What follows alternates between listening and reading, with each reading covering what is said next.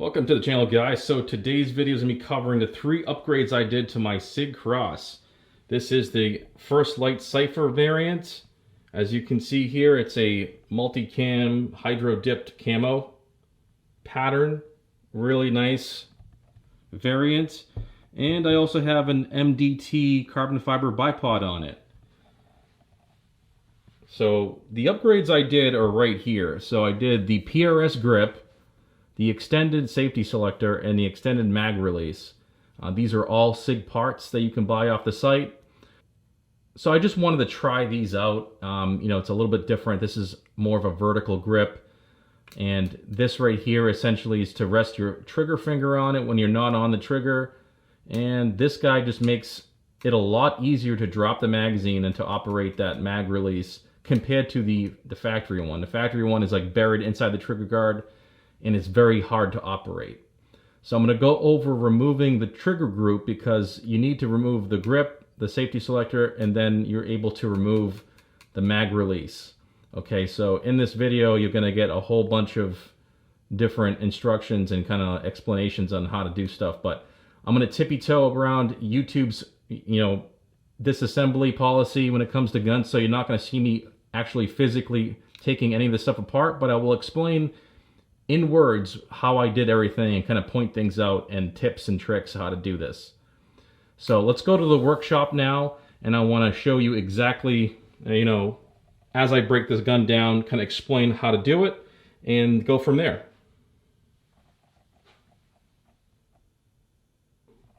Okay, so we're in the workshop now, and the first thing you're going to do is fold your stock and remove your bolt. Okay, so once you remove your bolt completely out of the rifle, then you can go ahead and now grab yourself a 4mm hex and remove the grip.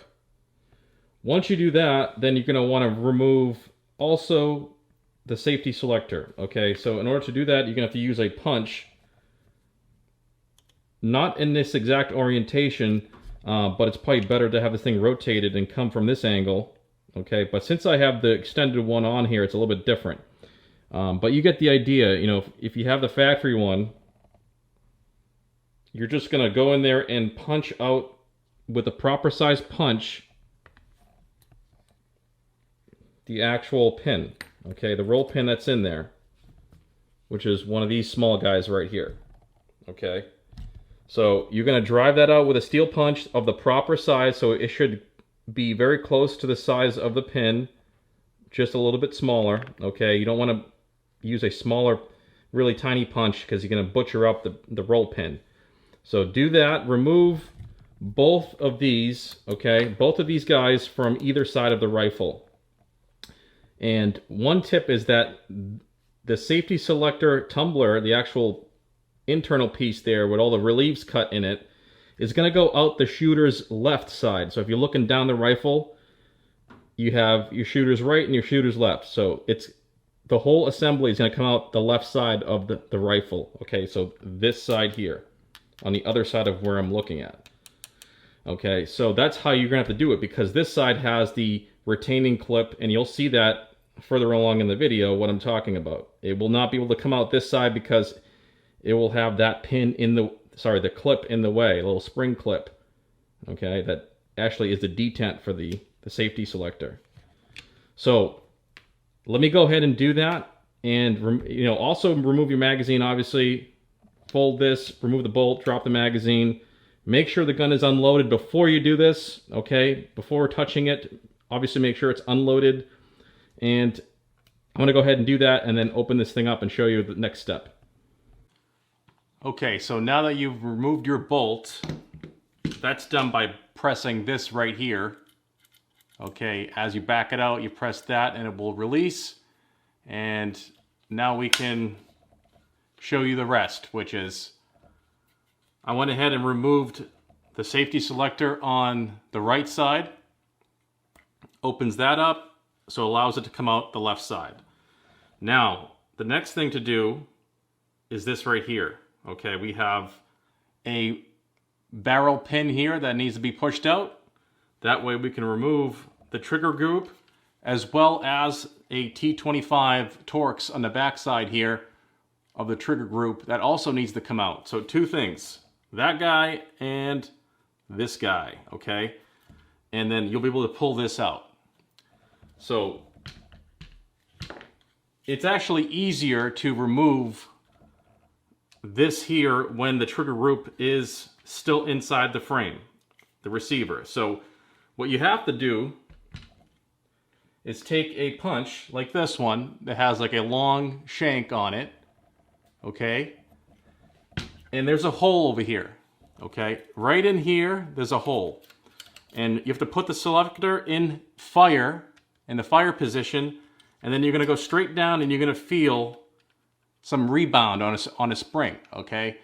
This is what makes contact with the safety selector relief cuts, okay? And then that's gonna disengage, basically push that lever out the way so this can come out, okay? So you have to do that. You'll feel it. Once you stick a pin in there, a punch, you're gonna feel it, okay? So I'm gonna go ahead and do that first, and then I'm gonna go ahead and use a block, okay, underneath here, underneath the receiver. Like I said, I have to tippy-toe around this and kind of not exactly show you, but show you at the same time. Okay, I'm going to use my brass punch, which is the proper size for that pin. I'm going to go ahead and tap that out. That's going to be very easy. There's a ball T-tent in there with a spring. Be careful, don't lose that. And then I'm going to go ahead and remove that Torx in the back side here. Okay, on this side. Okay, then once I do that, I'm going to show you guys the next clip, and then I'll go over the next thing to do. All right, so here we have the pieces. We have the trigger group and we have the safety selector. So I went ahead and removed this first. Okay, like I said, press down on that lever underneath, which makes contact with the underside of this. Okay, it rides in that channel. So once you depress it, it allows you to get past the diameter of this whole piece here, and it allows you to pull it right out, okay? From the left side, it comes out. And then once you do that, you can remove the pin. This is the one towards the front of the receiver, okay? This simply comes out. And as you see, there's a little notch in there, okay, in the center of this pin. You're gonna see these. These are gonna fall out, and make sure you capture them. There's a spring and ball bearing detent, okay? That's what makes contact with this. So put those aside, those are important. They're gonna go back in here, okay? I'll just show you with something. So they go right in here, inside this spot here, inside there on the front. So they're gonna sit spring first and then the ball in front. And when you look through this round circular window here, you should be able to see the ball detent, the ball bearing sticking out. Okay, but since I'm going to be manipulating this and, you know, kind of showing you on the workbench what I'm doing, it's going to be really hard to keep that in there, so I have it to the side. Okay, you're also going to need to do this with the block. Okay, so we're going to rest this on the block, okay, and you're going to drive this pin out right here. Okay, the pin that removes the mag release. Okay, you're going to drive that pin out. That's going to remove the factory mag release, and then you can install your new one. Okay, the new one goes in through the inside of the trigger guard, and you kind of put it in place, and then you feed your roll pin in there. Okay. Also, be careful for these other pins. They're going to want to, like, you know, move around and walk out on you. So be careful for those. Make sure those are all captive and stay in place as you're banging on this. Okay. But it's as simple as that. This is a hidden roll pin that you're not going to see from the outside of the rifle, and you need to remove that to replace this part. So, I've already done this, obviously. You know, now I can go ahead and reassemble it. When you reassemble this, like I said, you're going to want to put that spring in there and that ball detent, okay? The detent is going to be seen from the top of it. And when you look at it from the side, you should see the ball bearing, okay? Now this is going to be a little tricky when you put it back in. I'm going to show you the trick to actually install this back without any issues. You're going to want to use a flat head screwdriver, okay? So as you see here, little tiny flathead screwdriver. Now, when you put this back in there, okay, the same exact opposite process of what I just did to remove it, you're going to want to feed this barrel pin in first from one side of the receiver, right? While keeping this in the right, the actual rifle vertical, okay? And you're going to come in with this, and you're going to press down on the top of the ball bearing, basically to bring it down in that channel where it rides in, and then feed in this pin, okay, carefully with your finger, like from the back side. You're going to push it in with your other finger. Okay, that's how it has to go. Now, this is going to take a couple tries, but this is the best method. You need something flat and come from the top. When you come from the top of the ball bearing, you're going to drive it down, straight down, to make clearance for the pin. Okay, that's exactly what needs to happen. And using a pick tool or anything else is not going to work. You need something flat that has like a shelf on it, just like this flathead screwdriver. That way you can completely capture and constrain that ball bearing and push it straight down, okay? That's the trick of doing that. If you use anything else like a punch, if you use anything like this, okay, you're going to have problems. I'm telling you right now. Do not use a punch, do not use a pick, okay? Use the flat blade tiny screwdriver. That's going to be your savior. But that there is like basically the rundown of how to install this mag release and the safety selector. That's easy enough. So I'm going to go ahead and reassemble this and kind of go over the whole thing.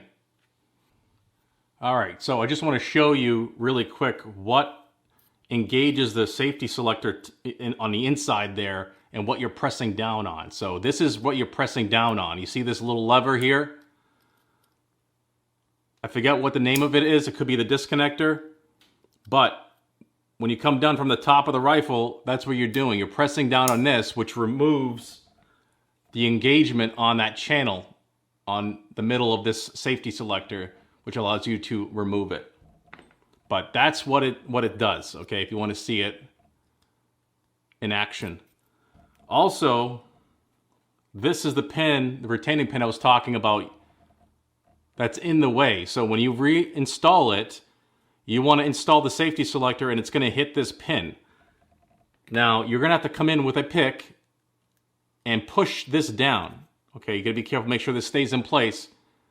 But you're going to push the top of this down, the top of this peak of this radius down to get past the cam and to fall inside one of the actual, grooves on the other side of the safety selector. You'll see what I'm talking about when you start taking things apart. But you're going to push down on this to make room to fully pass the rest of the safety selector into place. All right, so I went ahead and installed this pin up front here. I also tightened this down just a little bit on that Torx, the T25 back here, just to get everything into alignment.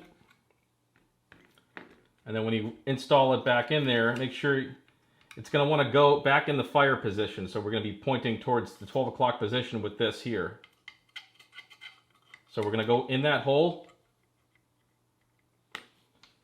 All right, so now it's hitting that spring. Like I said, we're just going to go in there. I'm putting my finger on the bottom of this to help push it through. You're going to come in here and push that spring down.